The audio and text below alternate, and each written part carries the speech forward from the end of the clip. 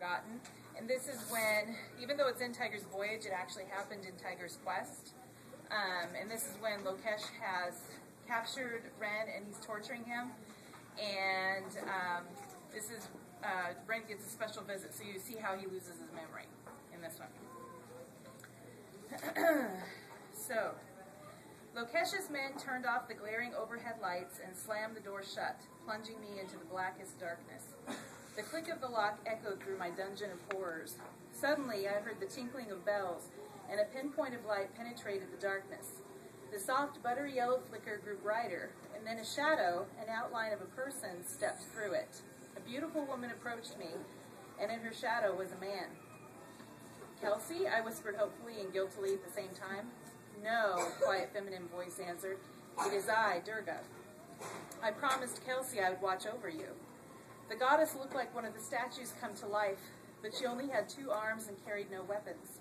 Her hair hung down her back in a long black wave. She wore leather boots, the jeweled snake phanindra on her arm, and a necklace half concealed beneath the collar of her green-belted tunic. "I cannot help you escape," she whispered regretfully, "but I can assist you in another way. I can prevent Lokesh from accessing certain memories of Kelsey." "No, my memories are all I have left of her." "Durin," she said softly and touched her fingers delicately to mine, "if you don't agree to do this, I believe that Kelsey will suffer gravely. I rubbed my chest thinking of the woman I cherished. Will our connection lead to her capture? How could I even think of allowing that to happen? Don't I love her enough to keep her safe? Could my inaction really cause Kelsey to suffer? How would I live without her? The dark figure by Durga grunted.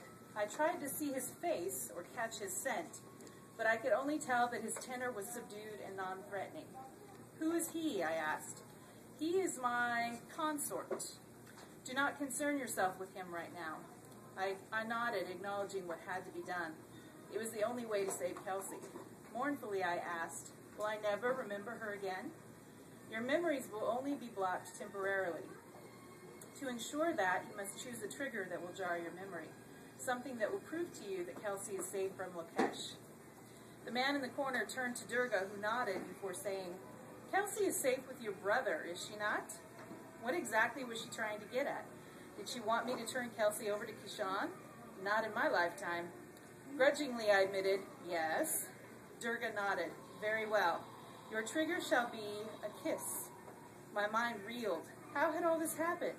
I thrust Kelsey into Kishan's arms to save her, which is why I'd been captured in the first place. And now I have to forget Kelsey until I see her kiss Kishan? Durga's eyes stole to her consort in the corner. "I wish there was another way. But what is meant to be is meant to be," she said almost sadly. "Come, Durin, it is time." Clutching an emblem hanging round her neck, the goddess closed her eyes and whispered strange words in an ancient language. A mist swirled around Durga, stretching like fingers in the air. I breathed in the wisps of smoke and felt it sift through my mind with a gentle touch. Desperate, I clung to my memories, grasping for them like a drowning man seeking a life raft. I thought of the first time I saw Kelsey in the circus, our first kiss, and of sharing a milkshake in Oregon. The memories left slowly at first, and then faster and faster until there were only a few remaining. Our Valentine's dance spun into darkness. The kappa bite turned into inky black nothing. Kelsey's voice reading a poem grew faint and disappeared, and then there was just her face. My vision darkened and I had a hard time focusing on anything. Then I heard a familiar voice. "How much of this will he remember?" a man asked. The goddess replied, "Only the parts we want him to."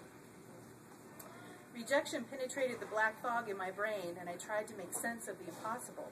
But then a light flashed and a bell tinkled. I lay there and felt hollow inside, like someone had reached in and ripped out my soul. An image of a woman floated before me. She was special. She was precious. Her golden brown hair and sparkling eyes faded, slipping away like a silky ribbon that was gently pulled from my fingers, and then she was gone.